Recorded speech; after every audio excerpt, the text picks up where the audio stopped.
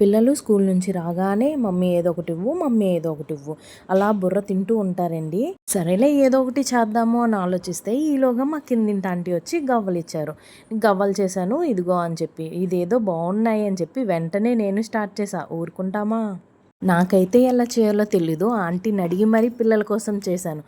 నేనైతే పిల్లలకి బయట ఫుడ్ అస్సలు పెట్టను.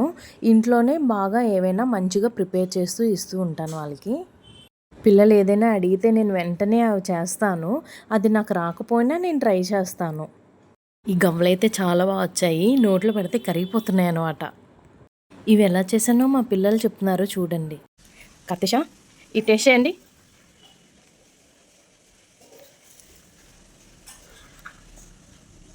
ఎలా ఉంది కార్తిష? చాలా బాగుంది మమ్మీ, చాలా టేస్టీగా చేసావు. ఎలా ఉంది నాన్న? Very nice moms.